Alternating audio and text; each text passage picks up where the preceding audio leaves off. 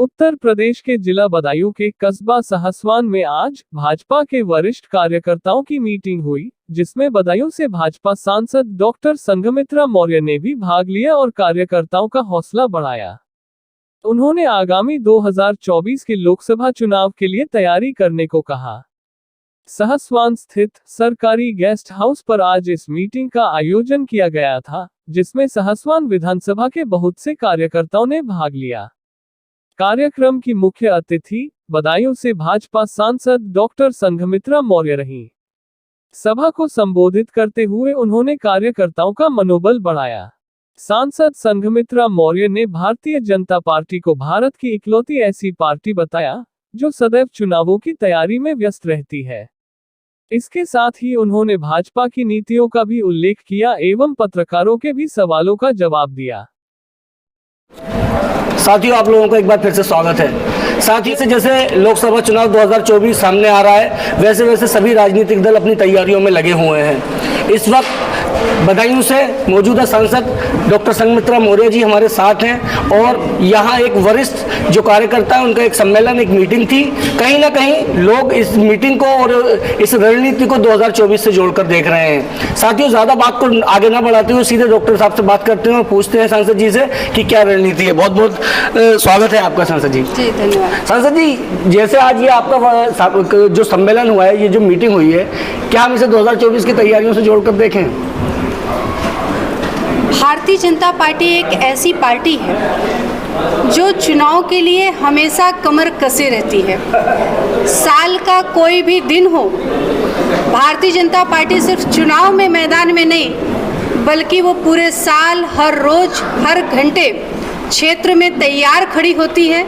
यही कारण है कि हमारा कार्यकर्ता हर वक्त, हमारा पदाधिकारी हर वक्त क्षेत्र में, सड़क पर, गांव में उपस्थित होता है। इसलिए हमें चुनाव में ज़्यादा मेहनत नहीं करनी पड़ती है। हम लगातार तैयार हैं। जब पार्टी का आदेश होता है तो हम और तेजी के साथ लग जाते हैं, बस अंतर इतना होता है।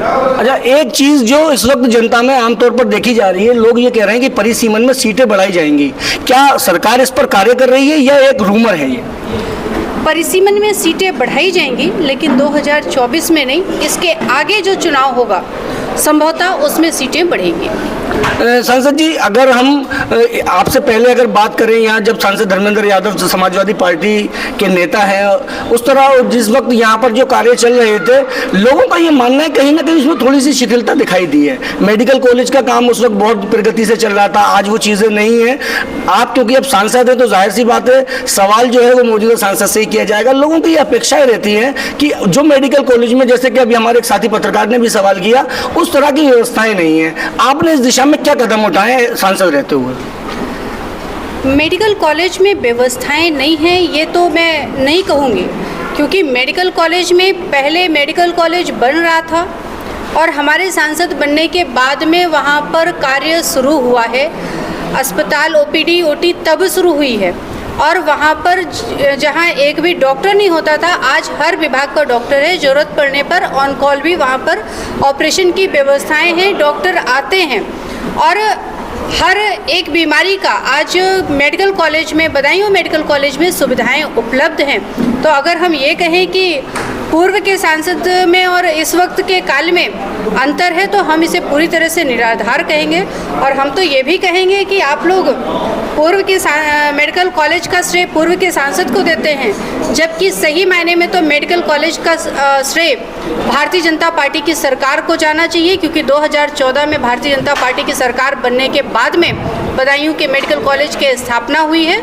और ये हमारे सरकार का एजेंडा है कि वह हर जिले में मेडिकल कॉलेज बनाएगा और ये उसी के तहत बदायूं में भी मेडिकल कॉलेज बना है। यह किसी सांसद का नहीं है, भारत की हमारी केंद्र सरकार के द्वारा बनाया गया। सांसद जी, अंतिम सवाल मैं आपसे करूंगा। इस वक्त अगर हम देश की राजनीति में देखें तो एक ज्वलंत जो मुद्दा है वो इस वक्त 2-3 दिन से लगातार मीडिया में है। जो पहलवानों ने ये कहा कि साहब हम अपने मेडल जो है गंगा में प्रवाहित कर देंगे। तो क्योंकि सांसद जो है ब्रजभूषण सिंह, लगातार हमें ये देखा जा रहा है कि सरकार कोई ऐसा एक्शन नहीं ले पा रही है जैसा उम्मीद थी।